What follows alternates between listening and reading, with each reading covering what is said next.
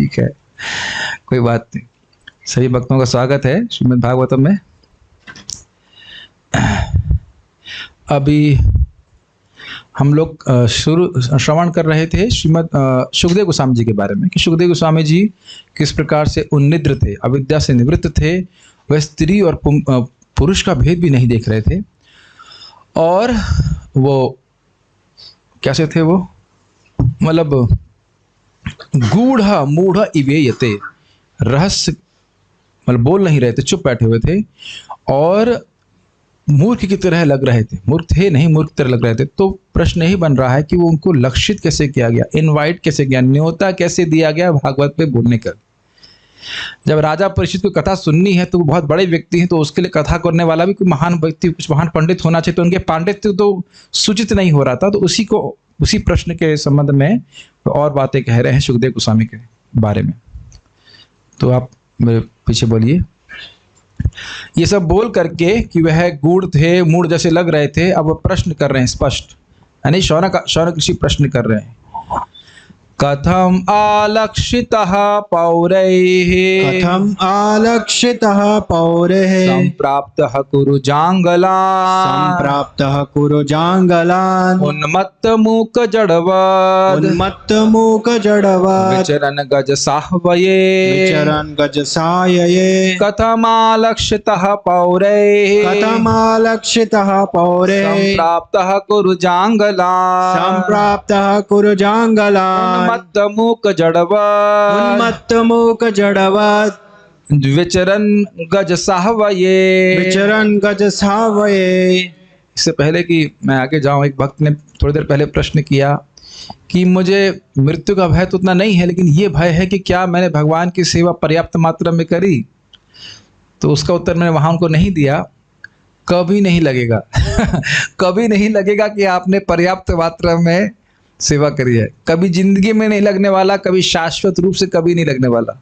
समझ में आया? भक्ति का स्वभाव ही है, जितना भक्ति करेंगे उतना लगेगा कुछ कर नहीं रहे हैं, कुछ हो नहीं रहा है।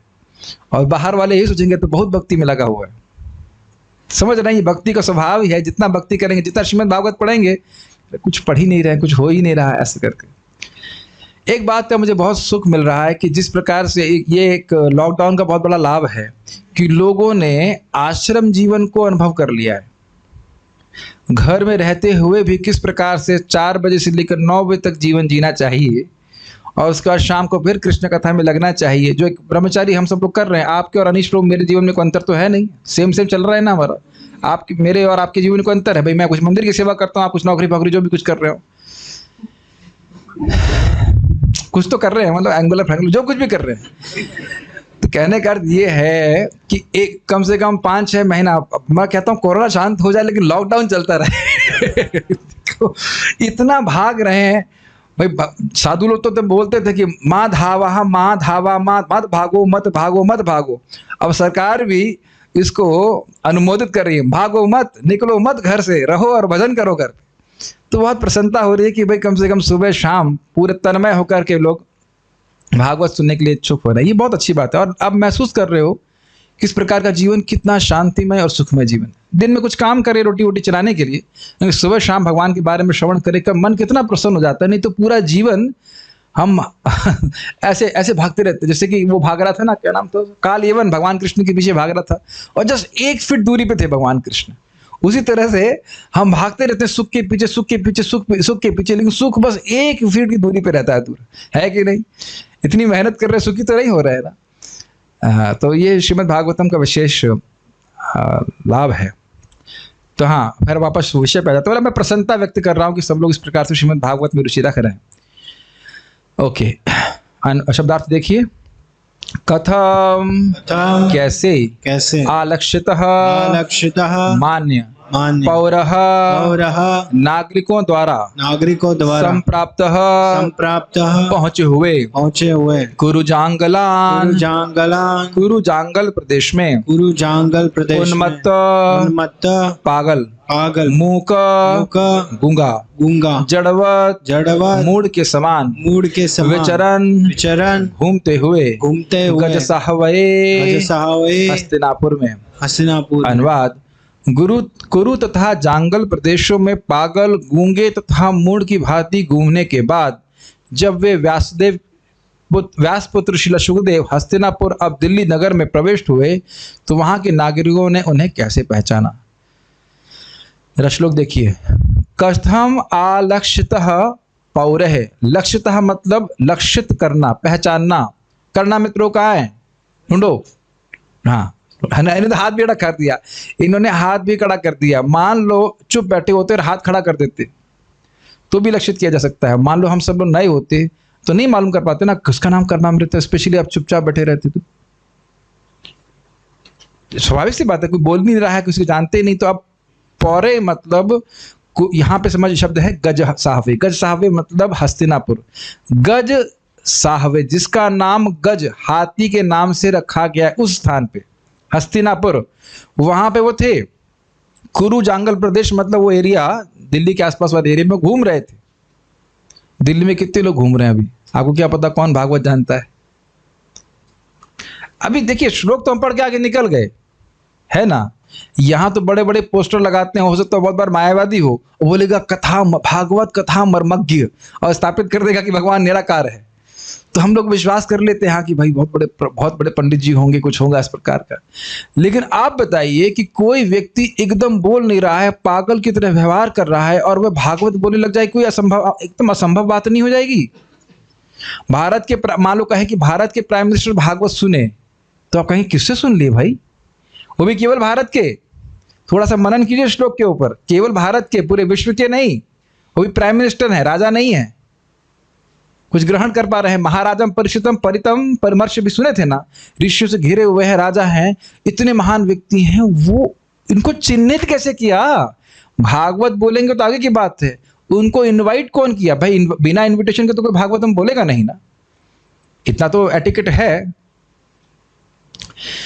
आपको क्या, आपको किसने इनवाइट किया? मैंने अपने आप को सेल्फ इनवाइट कर लिया ठीक है, कि उत्साह है बोलने के लिए भागवतम के ऊपर, क्योंकि इतनी सुंदर सुंदर टीका है। तो खाली हम बात कर रहे थे, आलक्षितः का अर्थ समझ पा रहे हैं? लक्षित उनको ढूंढ नहीं पाए। कैसे ढूंढा? ढूंढ नहीं पाए ये नहीं कहना चाहिए, ढूंढ कैसे पाए ये कहना चाहिए। संप्राप्तः कुरु जांगला, संप्राप्तः मतलब प्रपाद ने कैसे अनुवाद किया है? संप्राप्तः पहुंचे हुए। जब वह सम्यक रूप से प्राप्त हुए, सुखदेव गोस्वामी सम्यक रूप से प्राप्त हुए किसको? कुरु जांगलान। कुरु जांगल मैंने कहने करते हैं कि जब वह कुरु जांगल प्रदेश में घूम रहे थे, किस प्रकार घूम रहे थे? उन्मत्त मूक जड़वत, पागल की तरह है, गूंगे की तरह है और जड़ की तरह वह उन्मत्त मूक और जड़ थे नहीं, उसके जैसे इवा, उसके जैसे घूम रहे थे और वहां पे थे। तो उनको लक्षित कैसे किया? लक्षित करने का मतलब समझ लेना चाहिए, कोई व्यक्ति पागल घूम रहा हो तो उसको लक्षित करने में कठिनाई है। थोड़ा समझिए इस बात पे। कोई व्यक्ति पागल घूम रहा हो, उन्मत्त मूक जड़वत घूम रहा हो, तो उसे लक्षित करने में कोई कठिनाई नहीं। हाँ, ये पागल घूम रहा है, लेकिन ये लक्षित करना कि ये भागवत का मर्मज्ञ है, भागवत को जानने वाला है, स्वयं व्यासदेव जी से पढ़ के आए, ये लक्षित करना कठिन है।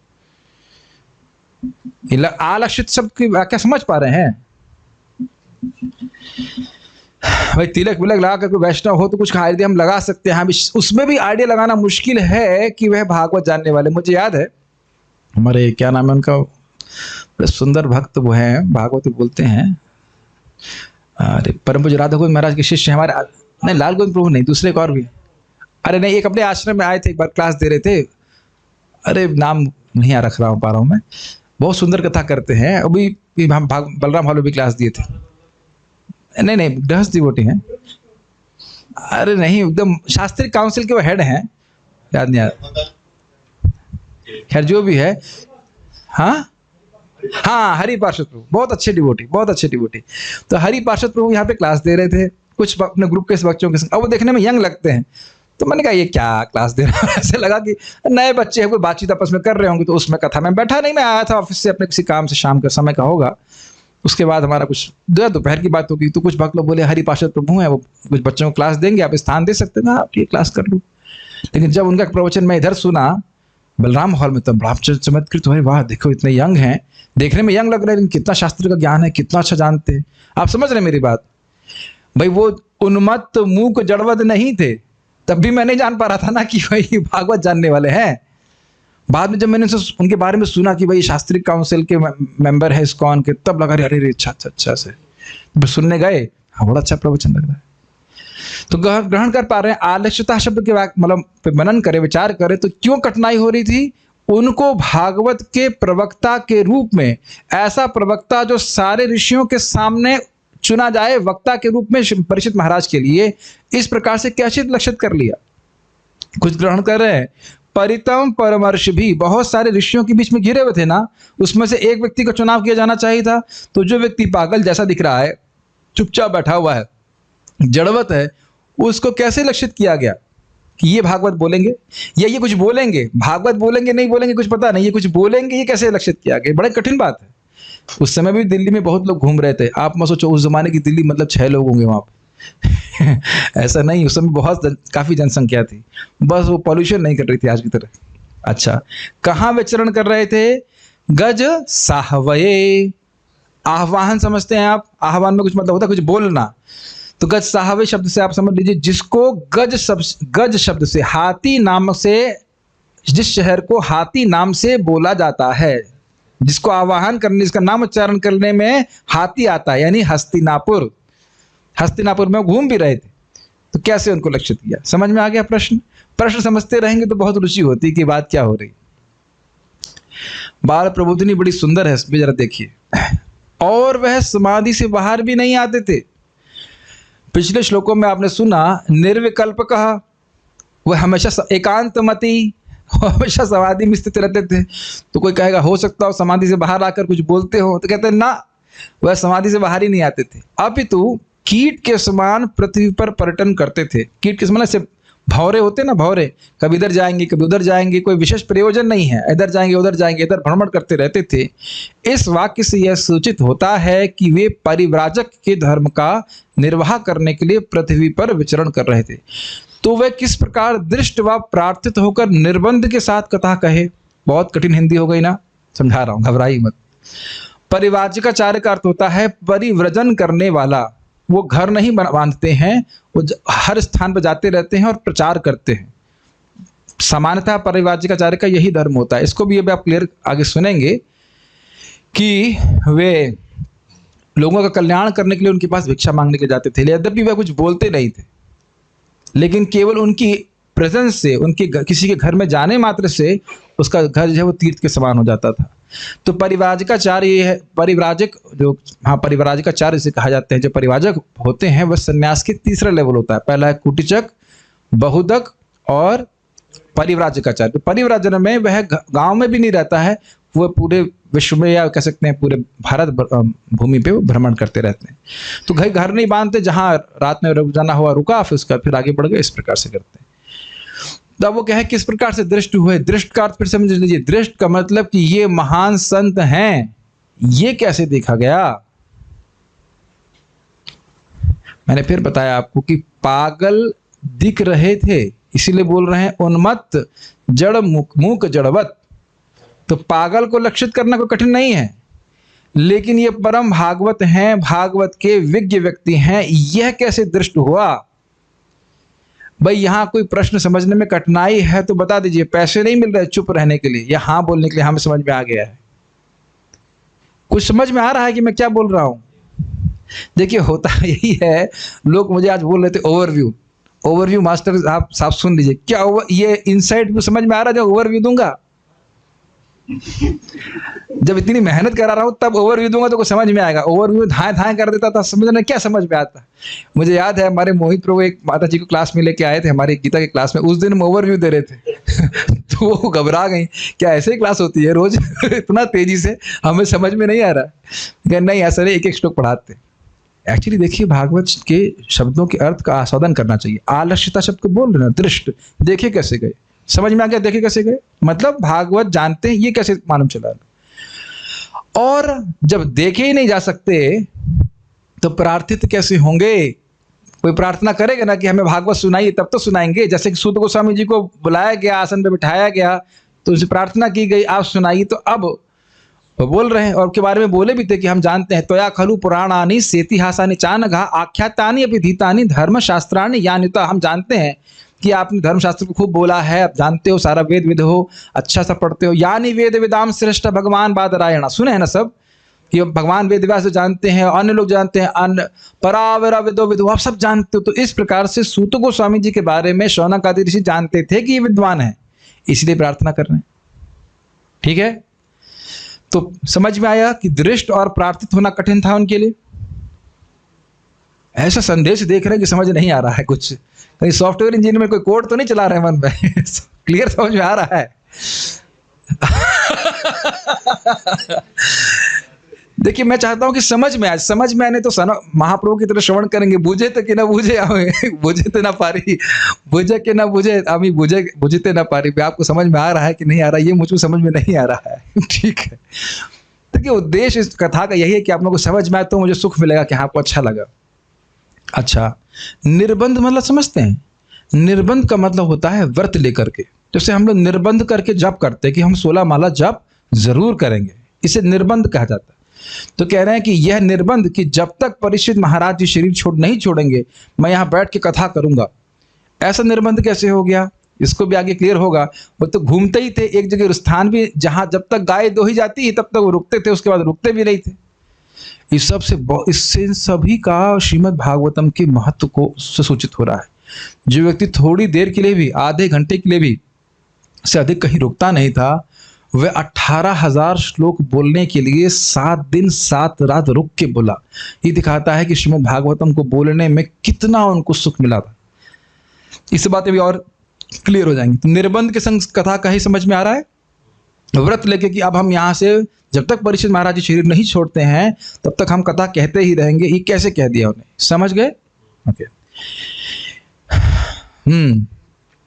यह महान तत्वज्ञ है, इस प्रकार के ज्ञापक धर्म का उनमें अभाव था, तो ऐसे ज्ञान के बिना उनसे प्रार्थना कैसे संभव हुई, इस आशय से यह कथम आदि श्लोक कह रहे हैं। ये लिंक समझाया अभी तक मैंने आपको, समझ में आई बात? यह महान तत्वज्ञ है, इस प्रकार के ज्ञापक धर्म मतलब ऐसे गुण जिसके द्वारा ये समझ में आएगी कि भागवत के तत्वज्ञ हैं। ये तो वह कुछ प्रकाशित कर नहीं रहे थे, तो उनसे कैसे समझ में आएगी, उनसे प्रार्थना कैसे की गई कि भाई वाह भागवत बोलिए, तो स्पष्ट समझ में आ गया, तो इजी है। तो ये सब श्लोक, ये लिंक बताया है ना, इसलिए इस श्लोक बोल रहे हैं। आप लोग सोच रहे हैं कि टीका समाप्त हुई कि लिंक समाप्त हुआ, तभी लिंक समाप्त हुआ।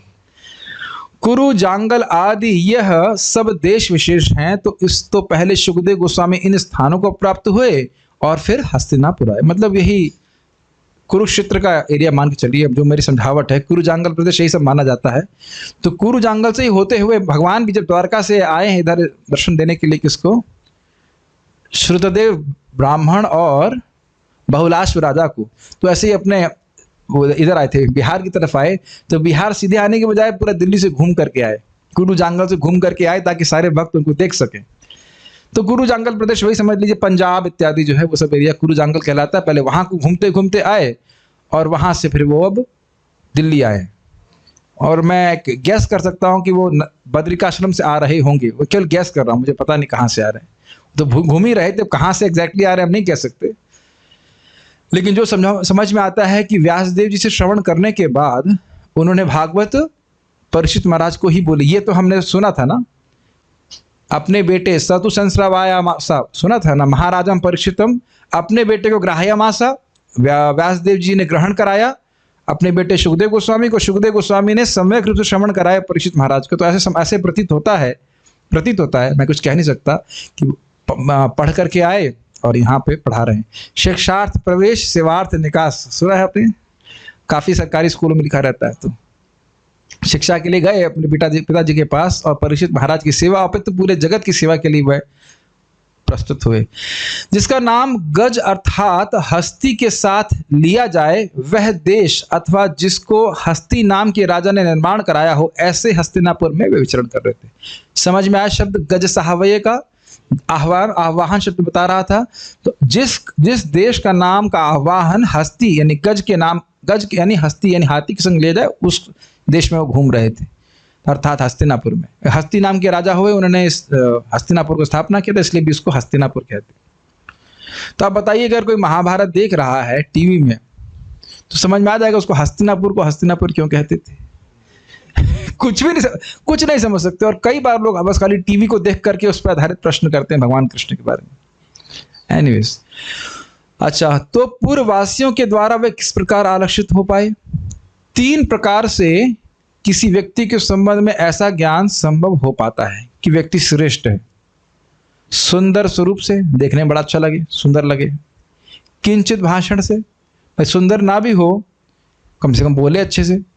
या सदाचार के द्वारा, उसका आचरण बड़ा अच्छा हो, शील स्वभाव वाला हो, बड़ा अच्छे से बर्ताव करता हो, तो लोग कहेंगे हाँ बहुत अच्छा व्यक्ति है। 3 बात समझ में आ रही है। परंतु वहां तीनों का अभाव ही नहीं, अपितु इनके विरुद्ध आचरण को श्रील सुखदेव गोस्वामी अंगीकार किए हुए थे, यह सूचित करने के लिए कह रहे हैं उन्मत्त मूक जड़वत। क्या ये टीका समझ में आई आपको? भाई कोई व्यक्ति सुंदर हो, अच्छा बोलता हो, या उसका आचरण बड़ा अच्छा हो, तो लोग समझ जाएंगे हाँ अच्छा आदमी है कि नहीं। तीनों गुण हो या उनमें से कोई एक भी गुण हो तो व्यक्ति समझ में जाना जाएगा कि बड़ा अच्छा आदमी है। तो तीनों ही गुणों का अभाव ही नहीं प्रस्तुत कर रहे थे, बिल्कुल विरुद्ध आचरण कर रहे थे, तब कैसे समझा गया कि वो भागवत के तत्व के हैं? तब देख रहे हैं कि सिंपल सा श्रीमद् भागवतम का श्लोक लग रहा है कि नहीं? कैसे देख पाए? हाँ, कौन सी बड़ी बात है, एकदम उसमें प्रवेश कर गए आचार्यगण और कितना सुंदर टीका लिख रहे हैं। तो कौन इसको डिस्कस नहीं करना चाहिए? कोई संस्कृत जानता हो तो और मेरी मदद करते, वो अच्छे से संस्कृत जानता हो, मुझे पता है यहाँ पे कोई नहीं जानता है, लेकिन अगर अच्छे से जानता होता तो ये बाल प्रबोधिनी को अनुवाद कर दे तो मेरा काम और आसान हो जाएगा। काम तो नहीं कहूँगा, सेवा है, बहुत आनंद आता है इसका अनुवाद करने में, बहुत आनंद आता है। कोई लोग सोचते होंगे मेहनत कर रहा हूँ। जब आप लोग रोज सोते हैं तो मेहनत करते हैं कुछ। मेहनत तब करने को कहा जाता है जब आपको सुख ना मिल रहा हो। तो सुख मिलता है तो मेहनत थोड़ा की जाती है, उसको मेहनत थोड़ा कहते हैं। तो मैं दूसरों को कुछ लाभ होगा तो वो ताकि जानेंगे, पता नहीं मेरे को बहुत अच्छा लगता है तो इस कारण से मैं इसको करता हूँ, और आप लोगों को भी बहुत अच्छा लग रहा होगा, उम्मीद है कि सब प्रकार से देखने के लिए। अब देखिए, वस्तुतः वे ऐसे नहीं थे, इसको सूचित करने के लिए वत का उपयोग कर रहे हैं, मतलब उन्मत्तवत, मूकवत और जड़वत। तो ये मैंने छोटा सा चार्ट बनाया है। उन्मत्त मतलब पागल। पागल आचरण कैसा करता है? खराब आचरण करता है। तो उन्मत्त ब्रैकेट में लगा सकते हैं दुराचार, खराब आचरण वाला। और हम अच्छे व्यक्ति को कैसे जानते हैं? सदाचार के द्वारा। मूक बोलता है, नहीं बोल सकता है, लेकिन हम किसी व्यक्ति को कैसे समझ सकते हैं? भाषण के द्वारा। कभी कभी जो अच्छा भाषण बोलता है हम सोचने लगते हैं वाह कितना प्योर डिवोटी होगा या कोई महान व्यक्ति होगा, खाली बोलने मात्र से। जड़वत मतलब बिल्कुल, जड़वत का मतलब बिल्कुल निष्क्रिय जैसे। तो कोई जड़वत का एक और भी अर्थ होगा, जैसे कि हाँ, जैसे अब सुंदर स्वरूप वाला नहीं, एकदम बाल फैलाए हुए एकदम पागल जैसे कहना चाहिए। तो इसीलिए कह रहे हैं कि जड़वत थे, तो कोई आचरण या कोई सुंदर स्वरूप उनका प्रस्तुत नहीं हो रहा था, तो समझ नहीं पा रहे थे लोग। तो इस प्रकार से विरुद्ध आचरण कर रहे थे जिसके द्वारा उनको समझा जा सके, छुपाए हुए थे अपने आप को, ऐसे कह लीजिए। तात्पर्य, आधुनिक दिल्ली नगर पहले हस्तिनापुर कहलाता था क्योंकि इसकी स्थापना पहल राजा हस्ती ने की थी। स्पष्ट है।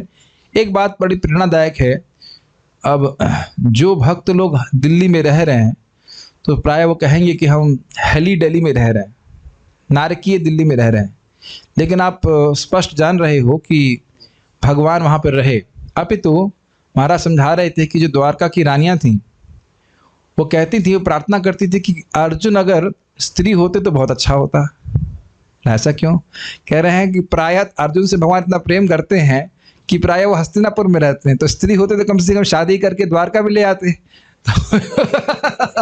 तो इस बहाने कम से कम द्वारका में तो रहते, वो रहते ही नहीं थे, प्राय वह भगवान हस्तिनापुर में रहते। तो इस प्रकार से हम यहाँ देखते हैं कि वृंदावन तो महान है ही, वृंदावन का धाम भगवान का धाम है, लेकिन भगवान दिल्ली में भी बहुत लीला की है, बड़ा जुगाड़ लगाए रहते थे, कैसे हमारे को राज्य मिलेगा, उसको क्या होगा, कैसे व्यवस्था होगी।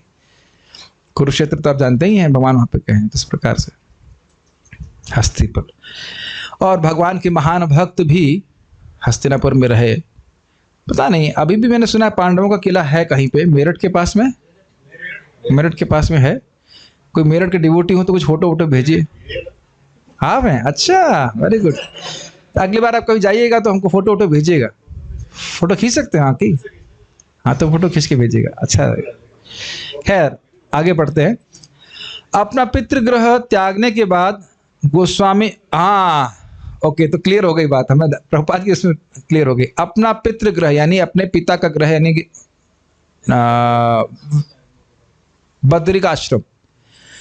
अपना पितृगृह त्यागने के बाद गोस्वामी सुखदेव पागल की भांति इधर उधर भटक रहे थे, अतः उनकी उच्चस्थ अवस्था को जान पाना नागरिकों के लिए अत्यंत कठिन था। इसकी व्याख्या हम लोगों ने कर दी। अतः मुनि को देखकर नहीं अपितु सुनकर पहचाना जाता है। ये बात भी बहुत अच्छी बात प्रभुपाद जी कह रहे हैं। प्रायः हम क्या सोचते हैं कि साधु है, उसकी बड़ी बड़ी दाढ़ी है तो बहुत ज्ञान होगा, स्पेशली मौनी होगा तो और सोचने लगते हैं कि बहुत ज्ञान होगा, तभी तो चुप हो गया। मायावादी लोग ऐसे बोलते हैं कि भाई देखो, जैसे ये एक घड़ा है मान लीजिए, तो उस घड़े में जब तक जल पूरा नहीं है तब तक उसमें आवाज आती है, लेकिन जब जल पूरा हो जाता है तो एकदम शांत। तो ये वह बोलते हैं, लेकिन ऐसा है नहीं वास्तविक रूप से।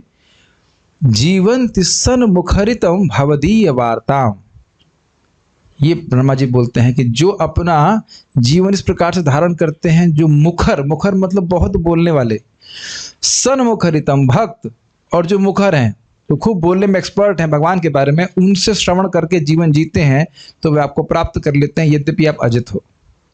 तो भक्त लोग जितना भगवान के बारे में जानते हैं उतना ही उनको बोलने की उत्कंठा होती है।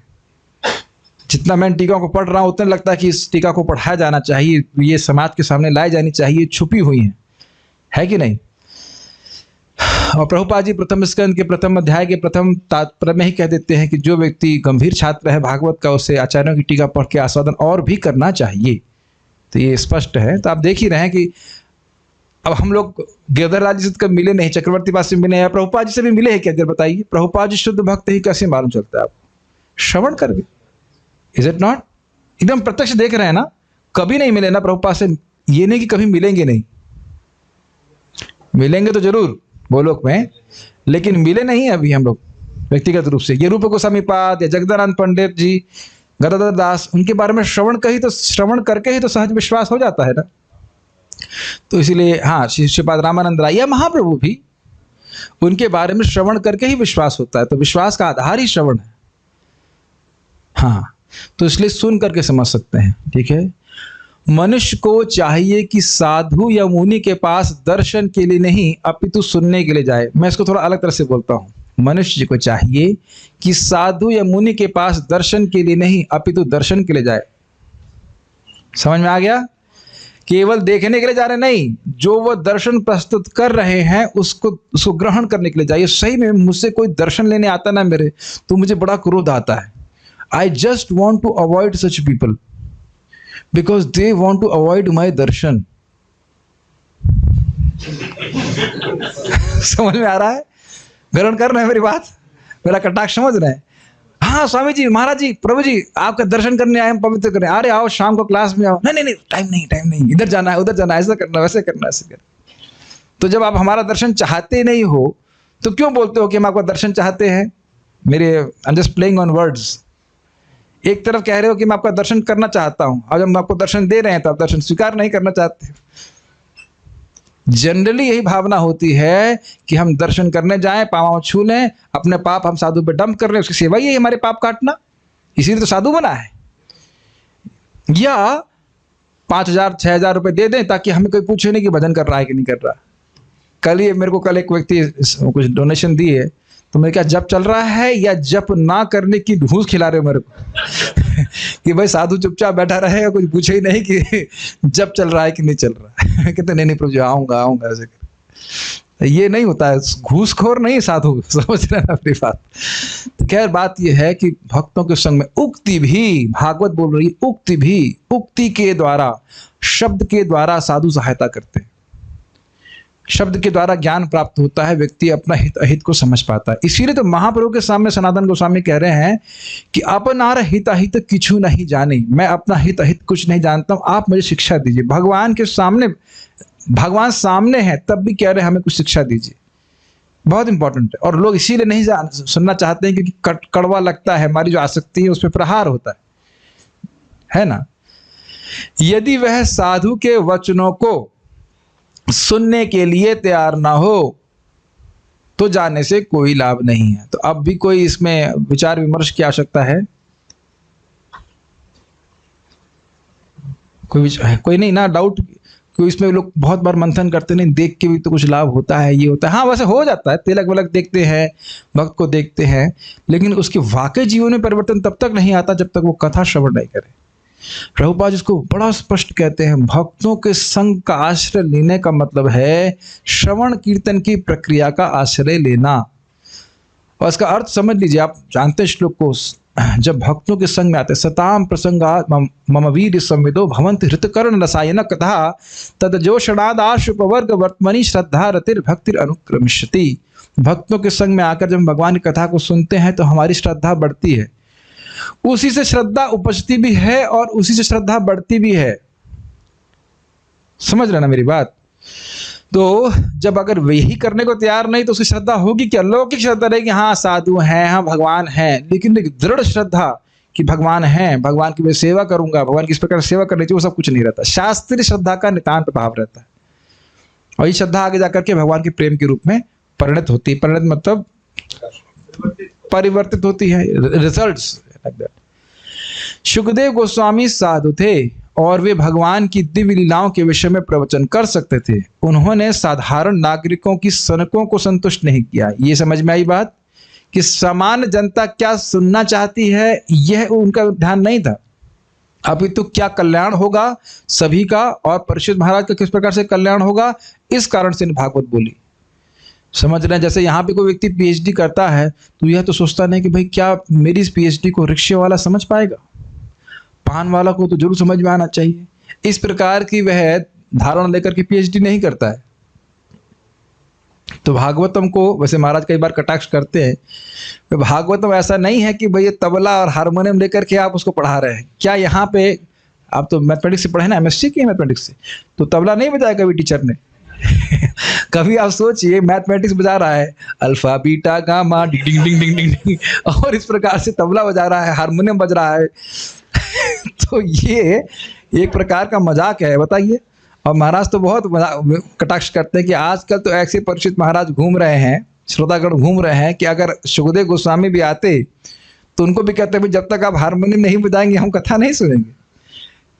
गीत का कीर्तन का एक अलग समय है, कथा के पहले हो, कथा के बीच में म्यूजिक बजाना ये सब उचित नहीं है। हम उधर जाना नहीं चाह रहे थे, हम खाली बात इसी बात पे बोल रहे हैं कि प्रभुपाद जी ने कहा कि नागरिकों की सनकों को संतुष्ट नहीं करने में लगे हुए थे कि अरे अब तो अभी तक रुक्मणी का विवाह नहीं हुआ, लाला का जन्मदिन नहीं हुआ, तुम जो सुनना चाहते हो उसके लिए थोड़ा ना बैठे हो, क्योंकि उनको पैसा नहीं चाहिए। जब उन्होंने भागवत पर प्रवचन किया तब लोग उन्हें पहचान पाए। अभी आप आगे देखेंगे कि सुखदेव गोस्वामी आ रहे थे, कपड़ा तो कुछ पहने नहीं, तो लोग सोच रहे हैं पागल है, तो कुछ लड़कियां, मतलब बच्चे लड़के जिसे कहना चाहिए, उनका मजाक बना रहे थे ऐसे करके, और वह ध्यान ही नहीं दे रहे थे। और जब वो आए तो देखा ऋषि मुनि सब खड़े हो गए, तब लोग एकदम चकपका गए, अरे लगता है ये तो कोई महान व्यक्ति है। तो फिर वो भाग मतलब पीछे चले जाते, तब उनका कोई प्रयोजन नहीं रहा कि उसके पास क्या करना है। जब वाकई कुछ बोलने की बात आई तब हट लिए वो। तो ये स्थिति रहती है।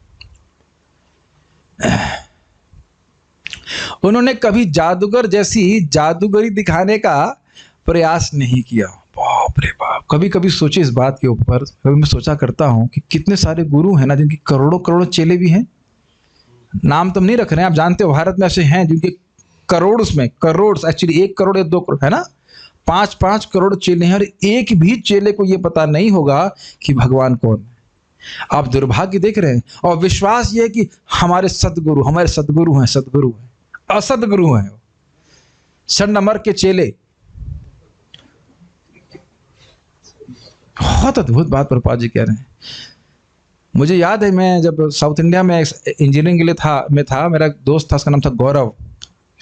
तो वो बोलता था कि उनको किसी बाबा पर विश्वास है, अरे बाबा की फोटो से वो राख निकलती है। तो मैं सोच रहा था कि हाँ, राख निकली और तुम्हारे दिमाग में भर गई, इसीलिए तुम समझ नहीं पा रहे हो कि भगवान कौन है कि नहीं। फोटो से राख निकली। अरे पर मैं विचार कर रहा था, तुम राख निकलने की बात करो तो मैं तो कहलगांव में एनटीपीसी में रह के आया, वहां तो टनों टन राख निकलती है। तो वो सब इंजीनियर भगवान हो गए क्या? इतना राख निकलती कि पहाड़ बन जाता है। आप देखेंगे ना, आश्चर्य हो जाएगा एकदम, मतलब बहुत ज्यादा राख निकलती।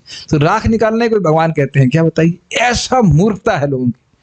खैर अब क्या बोला जाए भागवत में इसमें, लेकिन ये है, बाहर से वे जड़ गूंगे पागल व्यक्ति जैसे प्रतीत हो रहे थे, लेकिन वास्तव में वे महान दिव्य रूप से उच्चस्थ पुरुष थे। तो यानी भक्तों का, साधुओं का दर्शन नहीं, श्रवण होता है, कान के द्वारा आप देखते हो। ठीक है, आगे देखते हैं, मेरे पीछे बोलिए। कथम वा पांडवेयस्य कथं वा पाण्डवेयस्य राजर्षे मुनिना सह राजर्षिर्मुनिना सह संवादः समभूतात् संवादः समभूतात् यत्रैषा सात्वती श्रुतिः। यत्रैषा सात्वती श्रुतिः। अनुवाद पढ़ लेते हैं। राजा परीक्षित की इस महामुनि से कैसे भेंट हुई, जिसके फलस्वरूप वेदों के इस महान दिव्यसार भागवत का वाचन संभव हो सका। वापस संस्कृत देखिए। कथम वा पांडवेयस्य राजर्षे मुनिना सह। तो कह रहे हैं किस प्रकार, कथम मतलब किस प्रकार, पांडवेयस्य पांडवों के, पांडवों के मतलब परीक्षित महाराज, पांडवों के वंशज। परीक्षित महाराज किसके बेटे थे? अभिमन्यु के। अभिमन्यु किसके बेटे थे? अर्जुन के। पांडवों के, तो एक पांडव के बेटे थे।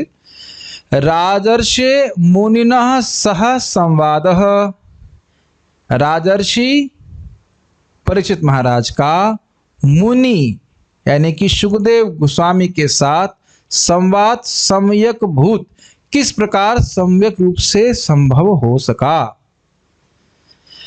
पिछले श्लोक में हमने क्या सुना, सुखदेव गोस्वामी जी को लक्षित ही कैसे किया गया, क्लियर। और अब वो कह रहे हैं कि मान लो लक्षित हो भी गए होते कि महान ऋषि हैं, तो भी वह राजर्षि परीक्षित महाराज के साथ कैसे संवाद किया। आपको पता हो, अगर नहीं पता है तो भी, कि महाप्रभु से महाराज प्रतापरुद्र मिलना चाहते थे, लेकिन महाप्रभु कहते हैं ना, सन्यासी हूं मैं, मुझे राजा से बिल्कुल नहीं मिलना चाहिए, कतई नहीं मिलना चाहिए। यहाँ तक कि उससे मिलना जो है, अब बहुत बाह्य रूप से बहुत भर्सना करते हैं कि एकदम बहुत खराब है, ऐसे भोगियों का संग करना, जबकि वो अंदर से प्रेम कर रहे थे प्रतापरुद्र को, लेकिन बाह्य रूप से उपेक्षा कर रहे थे। तो कह रहे सन्यासी को राजा से कभी नहीं मिलना चाहिए। तो एक बात और भी आ जाएगी कि मान लो कदाचित किसी तरह से सुखदेव गोस्वामी को लक्षित कर भी लिया गया होता कि भाई ये महान ऋषि हैं, लेकिन राजर्षि यानी कि महाराज परीक्षित के साथ उनका संवाद हुआ कैसे। संवाद छोटा मोटा संवाद नहीं था, इसीलिए कह रहे हैं यत्र एषा सात्वती श्रुति, जिस संवाद के द्वारा ये सात्वती यानी वैष्णव ग्रंथ, श्रुति मतलब जो वेद के समान है, वैदिक ग्रंथ जो वैष्णव ग्रंथ है वो संभव हो पाया। ये तो आप जान रहे हैं ना कि श्रीमद् भागवतम सुखदेव गोस्वामी और परीक्षित महाराज के बीच का संवाद है, ये तो समझ रहे हैं। तो कह रहे हैं कि ये संवाद ही संभव कैसे हुआ, कैसे हो पाए। दोनों बिल्कुल अलग अलग प्रकृति के लोग हैं, एक राजा हैं और एक बिल्कुल विरक्त परम व्यक्त परिव्राजकाचार्य है। ये प्रश्न कर रहे हैं। प्रश्न भी याद रखिएगा, क्योंकि ये प्रश्न का उत्तर आगे आने वाला है। बाल प्रबोधिनी श्रील सूत गोस्वामी को प्रोत्साहन देने के लिए संबोधित करते हुए कहते हैं कि हे तात, तात शब्द कहाँ पे आ गया इसमें?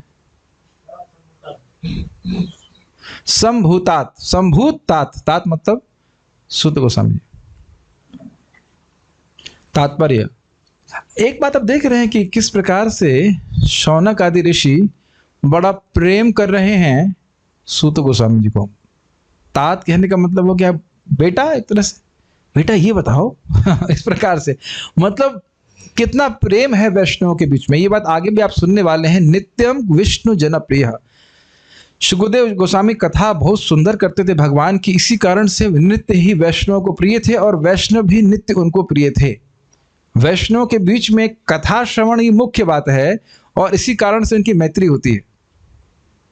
जैसे जगत में लोग भोग को सेंटर में रख के मैत्री करते हैं कि नहीं, तो वैष्णव लोग कथा, भाई भक्तों के बीच में कथा होगी और तो कथा हो नहीं सकती है, तो इस कथा के सुख का आस्वादन करने के लिए मित्रता हो जाती है। कुछ समझ रहे होंगे इस बात को। तात्पर्य, श्रीमद् भागवत को यहाँ पर वेदों का सार कहा गया है।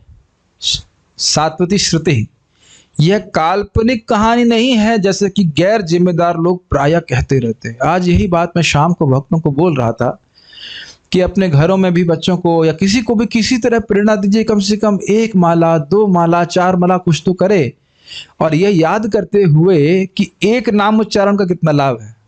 पता नहीं आप में से कितने लोगों को जब करते समय याद आता है या याद करते हैं कि नहीं करते। मुझे तो रोज याद रहता है, क्योंकि रोज तो जरूरी नहीं कि नाम करना अच्छा लगे, कभी अच्छा लगता है कभी नहीं लगता, उससे मतलब नहीं है। लेकिन आप सुन ही चुके हो, जिह्वान वक्ति भगवद गुणनाम ध्येयम चेतस न यत् स्मरति यत् चरणारविंदम कृष्णाय नो नमति एकदापि तानयानध्वम असत विष्णु कृत्यान। जिसकी जीव ने एक बार भी भगवान का नाम उच्चारण नहीं किया। सरकार कुछ लोग गूंगे होते हैं, तो कह रहे हैं कि जिसने एक बार भी मन से भगवान का स्मरण नहीं किया। सरकार कुछ लोग पागल होते हैं। जिसने एक बार भी भगवान को प्रणाम नहीं किया, ऐसे व्यक्तियों को, असद व्यक्तियों को तुम मेरे पास लाओ, जो पूरे जीवन में कभी कोई विष्णु कृत्य नहीं किए, विष्णु के लिए कोई कार्य नहीं किए। तो जीव गोस्वामी पाद टीका में लिखते हैं कि यह क्यों कह रहे हैं जिह्वा न वक्ति, अर्थात मन ना भी लगे, केवल जीव बोल रही है हरे कृष्णा कृष्णा कृष्णा हरे हरे, हरे राम राम राम हरे हरे। और ये तो ज्यादा हो गया, तो 16 शब्द हो गए। केवल हरे बोल दिया है तो भी वह है भगवान, तो भी कभी वो नरक नहीं जा सकता। इतना भारी है भगवान का नाम जप करना। भारी मतलब इतना वेट है, तो शक्ति है उसमें। तो मैं ये सब बातें क्यों बोल रहा हूं कि ये जो भगवान की नाम की महिमा भागवत से मालूम चल रही है, ये गति अत्यंत गुह्य है। ये कोई काल्पनिक बात नहीं है, ये मैं खाली कहने के लिए कह रहा हूं। समझ रहे ना मेरी बात? तो जो भागवत में लिखा वो एकदम स्पष्ट है, भले ही हमारा अनुभव अभी कुछ भी नहीं हो। और अनुभव तो वैसे भी नहीं हो रहा है। किसी को कोई मर्डर कर दे रहा तो दिखाई पड़ रहा है कि मैंने कोई पाप किया है। कुछ लोगों को तो बिल्कुल लगता ही नहीं, लगता है कि आज सुबह से ब्रेकफास्ट होता है 2-4 लोगों को मर्डर करना ही चाहिए ऐसे। या किसी की निंदा करते हैं तो लगता है कुछ पाप लग रहा है। आपको पता है कि अगर किसी की निंदा करते हैं तो उसका सारा पाप हमारे ऊपर ट्रांसफर हो जाता है। ये पता है आपको बात? शायद पता नहीं होगी, तभी तो चलता है निंदा। ये होता है इस प्रकार से। तो ये सब बातें दिखाई नहीं पड़ती हैं, लेकिन सूक्ष्म रूप से ये सब ट्रांसफर हो रही हैं। तो हम खाली ये बोल रहे हैं कि शास्त्र के वचन के अनुसार तस्मात् शास्त्रम प्रमाणम ते कार्य कार्य अवस्थितो ज्ञात्वा शास्त्र विधानोक्तम कर्मम कर्तुम इहारसि। शास्त्र के वचन के अनुसार व्यक्ति को समझना चाहिए कि क्या करना चाहिए क्या नहीं करना चाहिए। तो भागवत की जो जो बातें हैं वो पूरी तरह सत्य हैं, भले ही हमको अभी समझ में नहीं आ रहा है। झूठ, एक भी वस्तु झूठ नहीं लिखी गई उसमें, तो ये बात समझना चाहिए। इसे शुक संहिता अर्थात परम मुक्त मुनि शुकदेव गोस्वामी द्वारा कहा गया वैदिक सूत्र भी कहते हैं। तो इसीलिए क्या बोला जा रहा है, सात्वती श्रुति, यह वेद के समान ही प्रमाणिक है। जैसे वेद स्वतः प्रमाण है, हमने सुना था ना ब्रह्म संहिता, ये वेद के समान स्वतः प्रमाण है। श्रीमद् भागवतम को और कोई प्रमाण की आवश्यकता नहीं है। आखिरी श्लोक आज का, आप कोई कहे कि भाई अगर राजा जी से बात हुई तो उसमें आपको इतना आश्चर्य क्यों लग रहा है, तो क्या दिक्कत है भाई? अगर बोल रहे हैं कि राजा जी की बात हुई, संवाद हुआ, भागवत सुखदेव गोस्वामी ने सुनाई, तो इसमें आपको आश्चर्य क्या लग रहा है? तो अब ये प्रश्न मान लीजिए कोई कहे, मान लीजिए सुखदेव गोस्वामी कहें इस तरह से, तो उस पर वो कह रहे हैं, यहाँ पे सुखदेव गोस्वामी जी के गुणों का वर्णन करते हुए कहते हैं कि वो कहीं रुकते ही नहीं थे, बोलते तो नहीं थे लेकिन कहीं रुकते भी नहीं थे। तो उसको समझाने के लिए बता रहे हैं किस प्रकार से, कितने समय के लिए वो रुकते थे। सगोदोहन मात्रम ही गृहेषु गृहमेधिना अवेक्षते महाभाग तीर्थी कुर्वंस्तदाश्रमम् सगोदोहन मात्रम ही गृहेषु गृहमेधिना अवेक्षते महाभाग तीर्थी कुर्वंस्तदाश्रमम् सगोदोहन मात्रम ही, सा मतलब वो सुखदेव गोस्वामी गोदोहन, जितना समय गाय को दोहने में लगता है, मात्रम बस उतना ही। मात्र समझ रहे हैं, जैसे 100 रुपये मात्र, 100 रुपये से अधिक नहीं। तो कह रहे हैं स गोदोहन मात्रम ही मतलब ये प्रसिद्ध बात है, निश्चित ही वो इतने ही समय रुकते थे। गृहेषु गृहमेधिनाम, गृहमेधि का अर्थ होता है जिसकी मेधा, जिसकी बुद्धि केवल घर में ही लगी है। इस बच्चे की शादी करनी है, इस लड़की का ये करना है, ये ट्यूशन पढ़ाना है, ये करना है, वो करना, भक्ति नहीं करता है कोई।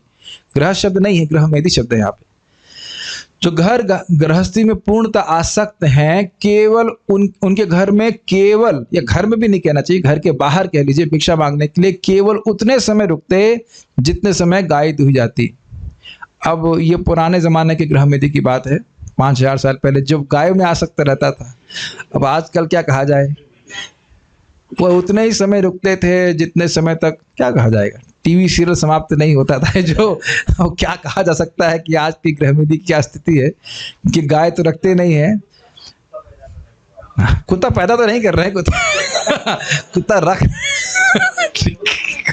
इतना हैवी नहीं होना चाहिए, कुत्ता तो नहीं पैदा कर रहे हैं लेकिन कुत्ता रख रहे हैं, जो भी है।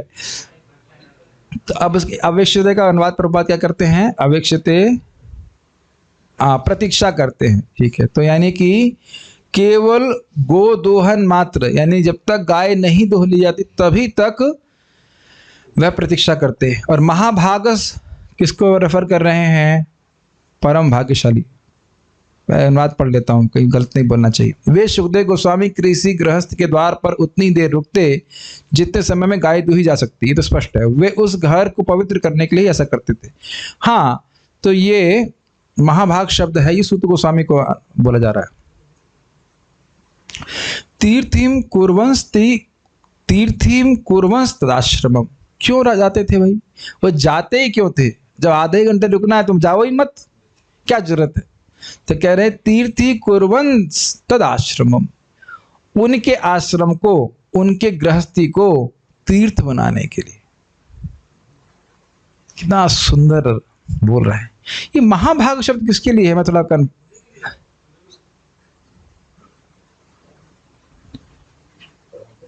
कुछ नहीं, महाभाग शब्द जो है वह सूत गोस्वामी के लिए है, जहां तक मैं समझ रहा हूं। क्योंकि देखिए वो सुखदेव गोस्वामी को तीसरे वचन में संबोधित करे, स गोदोहन मात्रम ही गृहेषु गृहमेधिनाम अवेक्ष्यते महाभागस तीर्थिम कुर्वन् सदाश्रमम। महाभाग का अर्थ जहां तक मैं समझ रहा हूँ सूत गोस्वामी जी को बोल रहे हैं कि हे महाभाग्यवान सूत गोस्वामी, समझिए। हाँ, सुखदेव गोस्वामी के लिए स गोदोहनम मात्रम ही गृहेषु गृहमेधिनाम, गृहमेधि को महाभाग नहीं कह रहे हैं, भले अपने आप को महाभाग्यवान समझते हो, लेकिन नहीं, उनको महाभाग नहीं कह रहे हैं, ये बोल रहे हैं सूत गोस्वामी जी। तो ये महाभाग शब्द, अगर मैं अभी जो समझ रहा हूँ यही मान के चल रहे हैं, बाद में दोबारा थोड़ा देखूंगा तो समझ में आ जाएगा। महाभाग अर्थ जो है वो सूत गोस्वामी है। जो भी हो, अर्थ ये है कि स गोदोहन मात्रम ही, वह केवल गाय के दोहने मात्र समय, जितना समय लगता है उतने समय ही में ही एक व्यक्ति क्या जाते भिक्षा करने के लिए। और क्यों करते, ताकि उसके घर को पवित्र कर सके, ठीक है। प्रभुपाद इस पे काफी अच्छी बातें बोलेंगे, हम देखेंगे उसको। यानी कि जब खाली आधे घंटे के लिए रुकते वहां पे, जब किसी गृहमेधी के घर में मात्र आधे घंटे के लिए रुकते और उससे अधिक रुकने वाले नहीं थे, तो प्रश्न बनेगा ना कि 18,000 श्लोक बोलने के लिए राजा के यहाँ कैसे रुक गए। अभी ये तो क्लियर समझ में आ रहा है कि नहीं, एक राजा के पास 18,000 श्लोक बोलने के लिए रुक गए। जो व्यक्ति कुछ नहीं बोल रहा था वो बोला, यही बहुत बड़े आश्चर्य की बात है। और वो भी जो व्यक्ति मात्र आधा घंटे के लिए किसी गृहस्थ के रुकता था, वो 18,000 श्लोक बोलने के लिए, यानी 7 दिन 7 रात बोलने के लिए रुक गया। ये कैसे संभव हुआ, कुछ ग्रहण कर पा रहे हैं ये श्लोक क्यों बोल रहे हैं, इसलिए बोल। श्रीमद् भागवत के व्याख्यान में तो बहुत काल तक एक ही स्थान में रहने की अपेक्षा है। कितने समय तक रहने वाले हैं शिवम प्रभु आप, कम से कम भागवतम तो पूरी करके जाइए, कोई बात नहीं, लेकिन भागवत तो पूरी कर लीजिए। 15 साल तो रुक जाइए कम से कम, 15 ईयर्स तो मिनिमम लगेगा। उसके बाद चैतन्य चरितामृत, बृहद भागवतामृत। इस समय में परम पूज्य गौर कृष्ण महाराज बड़ा अच्छी बात बोलते हैं कि पूछा गया था, क्या नाम है उनका, अब्दुल कलाम जी को, कि परम पूज्य अब्दुल कलाम जी की आपने शादी क्यों नहीं करी, तो क्या भूल गया तो इस प्रकार से शास्त्र में हम लोग डूब जाए, भगवान करे भागवत में उसमें कि ये सब भौतिक लौकिक व्यवहार भूल ही जाए तो अच्छा रहे। खैर, तो कह रहे हैं कि भाई भागवत बोलने के लिए तो एक ही स्थान में रहना पड़ेगा, परंतु सुखदेव गोस्वामी का एक ही स्थान में रहना तो दुर्लभ था, तो किस प्रकार यह घटित हुआ, इस आशय से यह श्लोक कह रहे हैं। स्पष्ट क्लियर हो रहा है। वे पूर्ण रूपेण विरक्त थे और जिनकी बुद्धि घर में ही लगी हुई है, ऐसे गृहमेधियों के आश्रम को पवित्र करने के लिए जब तक गाय दूहने का समय होता था तब तक वे भिक्षा के लिए बाहर रुकते थे, उससे अधिक नहीं। ये कुछ व्याख्या की जरूरत नहीं, क्लियर हो रहा होगा। ही शब्द यह सूचित होता है कि जन्म से ही वे ज्ञान, वैराग्य व भक्ति आदि से परिपूर्ण थे, यह अर्थ है। इसमें कोई संशय नहीं करना चाहिए कि कुछ सुखदेव गोस्वामी में कोई कमी थी। कभी जाकर के उनकी उपादेय बुद्धि नहीं हुई कि ये गृहस्थ कितना सुखी है, कभी नहीं हुई। तात्पर्य, सुखदेव गोस्वामी महाराज परीक्षित से मिले और उन्होंने श्रीमद् भागवतम के मूल पाठ की व्याख्या कह सुनाई। वे किसी भी गृहस्थ के दरवाजे पर आधा घंटा से अधिक, जितने समय में गाय दूहली जाती है, नहीं रुकते थे और भाग्यशाली गृहस्थ से भिक्षा प्राप्त करते थे। तो इससे समझ में आ रहा है कि महाभाग जो है उस गृहस्थ के लिए कि वो जो महाभाग्यवान हो गया उनके घर में आने से, तो ये समझ लेना चाहिए। ठीक है, यही अर्थ अभी समझ में आ रहा है। वे अपनी शुभ उपस्थिति से उस घर को पवित्र करने के लिए ऐसा करते थे। अतएव सुखदेव गोस्वामी ऐसे आदर्श उपदेशक हैं जो दिव्य पद पर स्थित हैं। जो लोग संन्यास आश्रम में हैं और भगवान के संदेश का उपदेश देने के लिए प्रतिबद्ध हैं, उनके कार्यों से उन्हें यह सीखना चाहिए कि दिव्य ज्ञान प्रदान करने के अतिरिक्त गृहस्थों से उनका कोई सरोकार नहीं। महाराज बता रहे थे इस संबंध में कि बहुत सारे आश्रम होते हैं, गुरु होते हैं, वो पूरे साल कोई ज्ञान नहीं देते, कोई ज्ञान नहीं देते अपने चेलों को। और चेले का अर्थ मतलब गृहस्थ आश्रम में कोई है, कोई मतलब नहीं है। लेकिन जन्माष्टमी के समय या कोई भी उनका जो फेस्टिवल है या कुछ कमी आ रही होती है आश्रम में, तो अपने जो आश्रम के चेले हैं उनको बोल जाके चेता लो। उनको चेताने का मतलब समझ रहे, जगाओ। इसलिए नहीं जगाओ कि वो भजन करें, इसलिए जगाओ कि भाई अब उनका कर देने का समय आ गया है, लगान देने का समय आ गया है। समझ रहे हैं बात। लेकिन एक कहीं यहाँ पे कोटेशन लिखा रहता है, यहाँ पे जब जाएंगे परिक्रमा मार्ग में, हरे धन हरे शिष्य धन न शोक हरहि, से गुरु घोर नरक में पड़हि। मतलब पता नहीं कहाँ का श्लोक है, मुझे पता नहीं, लेकिन इसका अर्थ ये है कि जो गुरु शिष्य का धन तो हरता है लेकिन उसके शोक को नहीं हरता, उसे दिव्य ज्ञान नहीं देता, तो ऐसा गुरु निश्चित घोर नरक में पड़ता है। समझ रहे हैं बात को। तो उपदेशकों का ये उपदेश या उद्देश्य नहीं होना चाहिए कि जब कलेक्शन करने का समय आए तब जाकर के उन्हें कुछ कहें कि भाई हाँ लाइफ मेंबर बन जाओ, ये बन जाओ। ठीक है, बनाइए लाइफ मेंबर, लेकिन प्रभुपाद जी लाइफ मेंबर क्यों बनवाने के लिए बोले?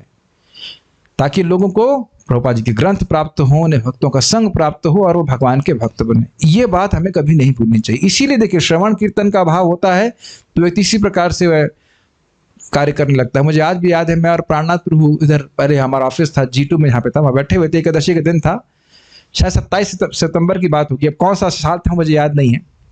लेकिन एक व्यक्ति अनायास ही, वो भक्त भी नहीं था, कौन का नाम भी जानता नहीं था, अनायास ही आया। उसने कुछ 24,000 या 27,000 30,000 रुपये दिए थे, हाँ, एकादशी वाले दिन गायों के लिए। तो मैं जो उनको जाकर के जब प्रभुपाद जी के बहुत सारे ग्रंथ जहाँ पे वो होटल में रुके थे वहाँ देख करके आया, तो वो बड़े प्रसन्न हुए। कहते मैंने आज तक इतनी जगह डोनेशन दिया, किसी ने कुछ भी नहीं दिया, और आप ग्रंथ दे रहे हैं और आप कुछ बता रहे हैं भगवान के बारे में। तो हमेशा देखना चाहिए कि साधु लोग देने के लिए हैं, उपकार करने के लिए हैं, कुछ ग्रहण कर पा रहे हैं। साधुओं को ऐसी स्थिति में नहीं आना चाहिए कि लोग ये सोचने लग जाए यह तो हमारे समाज के पैरासाइट हैं। समझ रहे हैं। साधु मतलब ही कि वो ले बहुत कम और ऐसी उत्कृष्ट वस्तु दे जिसको कोई नहीं दे रहा है समाज में, और वह है भगवान श्री कृष्ण की भक्ति। और कभी ऐसी बुद्धि नहीं आनी चाहिए कि कोई व्यक्ति बहुत सुंदर स्त्री लेके बैठा हुआ है या बहुत बड़ा घर लेके बैठा हुआ है तो बहुत सुखी है, ऐसा कभी बुद्धि नहीं आनी चाहिए।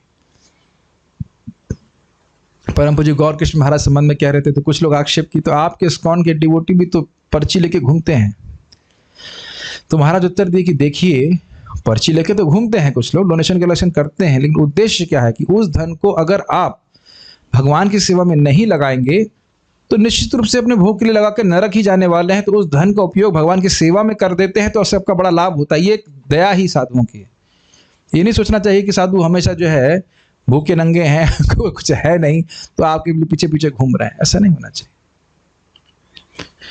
मेन बात मैं कहना चाह रहा था जो प्रभुपाद जी अपने लेक्चर में कहते हैं, नाना शास्त्र विचारणेक निपुणौ सद्धर्म संस्थापकौ लोकानाम हितकारणे त्रिभुवने मन्यौ शरण्या करो। बहुत सुंदर बात मुझे लगी कि साधुओं का, आचार्यों का, भक्तों का कर्तव्य है कि शास्त्र के ज्ञान का प्रवर्तन वह पूरे समाज में करें ताकि लोग ताकि सद्धर्म की स्थापना हो सके, भक्ति की स्थापना हो सके। ये मुख्य कर्तव्य है। इसको आप मतलब हाथ से बच नहीं सकते, न बचने का हमें प्रयास करना चाहिए।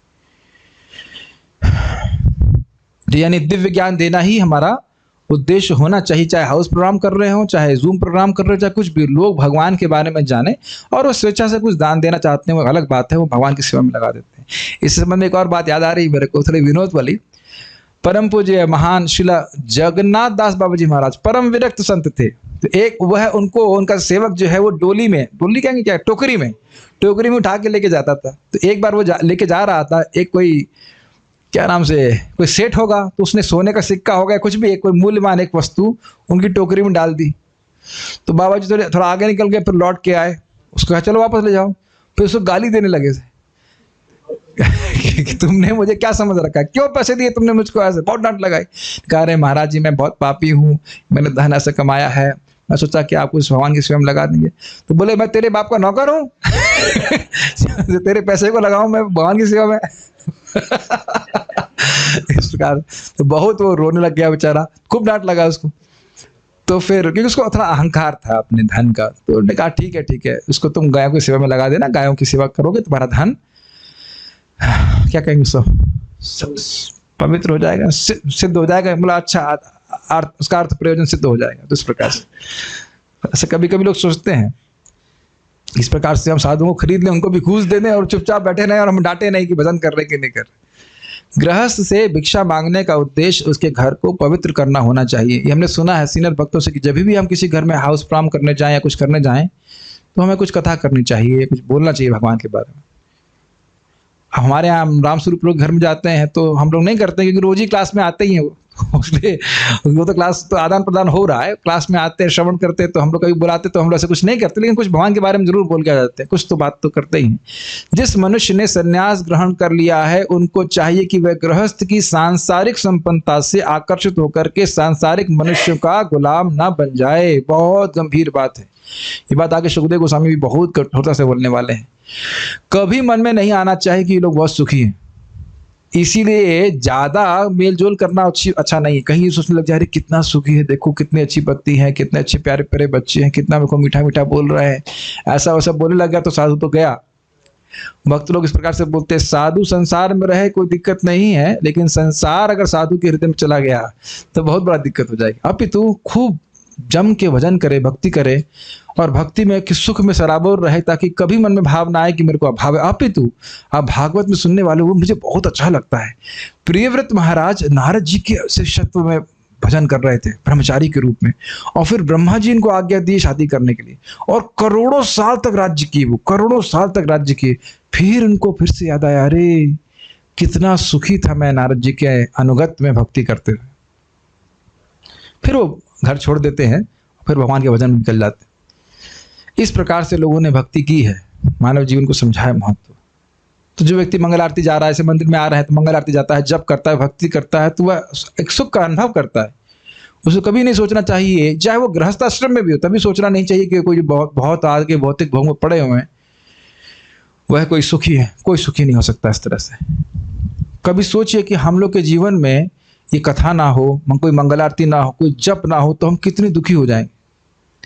मुझे पूरा विश्वास है, हमारे दो भक्त अभी ज्वाइन किए, नकुल प्रभु और क्या नाम है, दीनबंधु प्रभु। आप कभी सोचिए, भगवान ना करे कभी ऐसा हो ना, आप कभी बीमार पड़े, ये नहीं कह रहा हूँ, लेकिन कभी सोचिए कि हमें ना मंगल आरती जानने को मिले, ना जप करने को मिले, ना कोई कथा श्रवण करने को मिले, खाना मिल जाए टाइम से, क्या आप ऐसे स्थान पर रह पाएंगे? और मिल ही रहा था घर में, कोई खाने की कोई कमी तो है ना किसी को, ऐसा तो नहीं घर में रोटी नहीं मिली तो आ रहे ज्वाइन करने की, ऐसा तो नहीं कुछ भी। तो समझ लेना चाहिए कि ये जो संपर्क है भगवान की भक्ति के द्वारा, इसी से जीव सुखी हो सकता है। ये एकदम कन्विंस रहना चाहिए इसके बारे। इस संबंध में आप एक जगह और भी सुनेंगे, जब माता देवहूति आकुति प्रसूति, हाँ, जब किसकी शादी हो रही थी ना, देवहूति के बच्चों की 13 लड़कियां थी, उनकी शादी हो रही थी। तो अलग अलग लोगों से कर्दम मुनि और देवहूति की लड़कियों की शादी हो रही थी ना, 13 नहीं 9 लड़कियां थी, उनकी शादियां होनी थी। तो वहाँ पे किसी कारणवश में याद नहीं आ रहा कौन आए थे, ब्रह्मा जी और उनके 4 कुमार भी पुत्र भी वहाँ पे थे। तो और उनको लेकर चले गए। तो हम महाराज बोलते हैं भाई शादी में ब्रह्मचारियों का क्या प्रयोजन, क्यों, क्या दिक्कत है? बड़ा विनोद में महाराज बोलते हैं कि भाई दूल्हा अगर ब्रह्मचारियों को देख ले कहीं ये तो बड़े सुखी हैं और वह शादी से भाग गया तो दिक्कत है कि नहीं, तो दुल्हन की दिक्कत हो जाएगी। और अगर ब्रह्मचारी सोचने लग जाए कि भाई ये लोग तो बड़े सुखी हैं तो बेचारे का उसका गड़बड़ हो जाएगा। तो इसलिए ब्रह्मचारियों को शादी में जाने की कोई जरूरत नहीं है, ठीक है।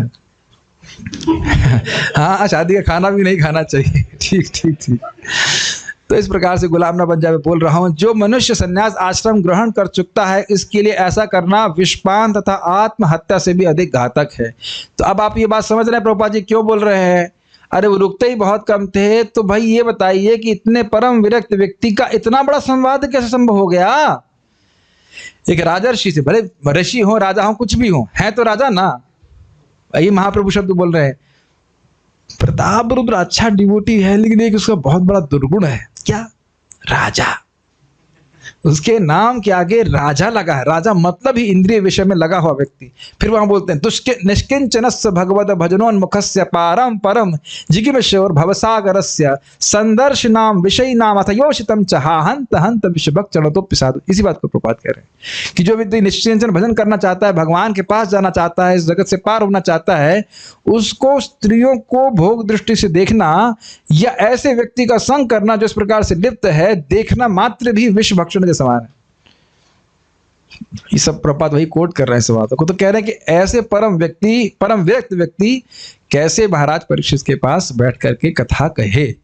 तो सारी बातें इस समय में बोली जा रही हैं, यानी इसे सूचित हो रहा है कि परीक्षित महाराज महान विलक्षण व्यक्ति थे, तभी तो सुखदेव गोस्वामी उनको इतनी कथा कहे। उनके बारे में हम आगे सुनेंगे। कोई प्रश्न है तो हम देख सकते हैं।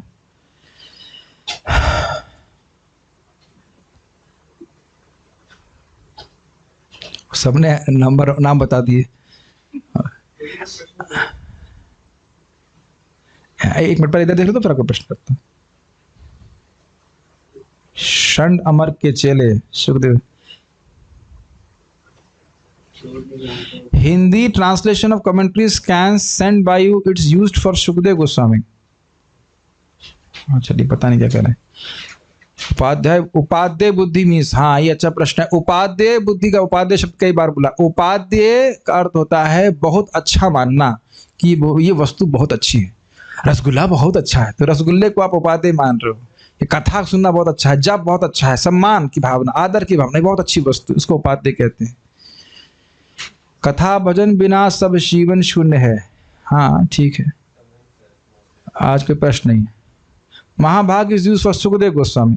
ठीक है, मैं उसको फिर से रिसर्च करके बता दूंगा, लेकिन ऐसे लग रहा है कि ओके। तो हम लोग पारायण करते हैं। और आपका कोई प्रश्न था? Yes to.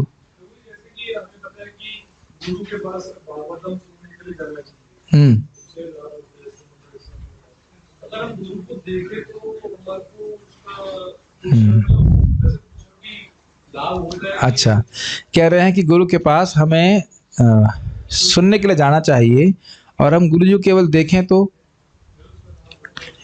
देखने से भी लाभ है, स्मरण करने से लाभ है, लेकिन मुख्य लाभ है क्या बोला मैंने, स्मरण से भी लाभ होता है, स्मरण से भी लाभ होता है, लेकिन मुख्य बात है श्रवण। गोह्यम आख्याति पृच्छति।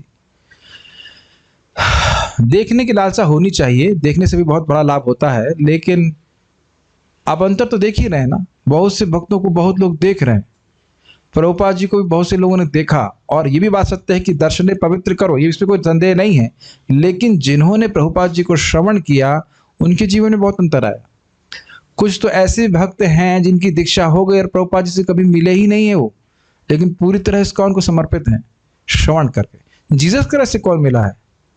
क्रिश्चियंस को देख लीजिए कितनी श्रद्धा है उनको अपने धर्म के, केवल श्रवण करके। गौरांग प्रभु हंस रहे थे, कह रहे थे कि जो ईसाई धर्म है उनके पास ज़्यादा कथा नहीं है बोलने के लिए। कब बोल, संडे मिलते हैं ना, संडे फ्राइडे, हाँ जो भी रहता है संडे मिलते हैं, जहाँ तक समझता हूँ। हर संडे को मिलेंगे वही कथा, हर संडे वही सुनेंगे। ईसाई धर्म में हर संडे को मिलेंगे, वही कथा सुनेंगे, जीसस तुमको बचाने के लिए आए हैं, रोएंगे और फिर चले जाएंगे। हम लोग सोचते हैं हमेशा कुछ नया बोलना चाहिए, और हमारे पास नया बोलने के लिए है भी क्या कि नहीं। तो इसलिए आवश्यक है कि व्यक्ति श्रवण पे रखे। आप अपने जीवन में स्वयं परिवर्तन देखेंगे कि जब आप श्रवण करने लगेंगे तो एकदम से परिवर्तन आता है, और अगर श्रवण नहीं करते हैं तो कोई ज्यादा परिवर्तन आता नहीं। आप वृंदावन धाम आए ही क्यों? किसी हिल स्टेशन में भी जा सकते थे। हिल स्टेशन शायद यहाँ पे बाह्य रूप से अधिक सुंदर लगे, लेकिन आप यहाँ पे क्यों आए? श्रवण करके। Is it not? ये भाई साहब हमारे गोवर्धन परिक्रमा करने के लिए गए, क्यों? मॉर्निंग वॉक पे गए थे। विश्वास है ना कि गोवर्धन भगवान से भिन्न है, कुछ ग्रहण कर रहे हैं इस बात को। वृंदावन की परिक्रमा क्या वजन कम करने के लिए कर रहे हैं? आप मेरी बात समझ रहे हैं?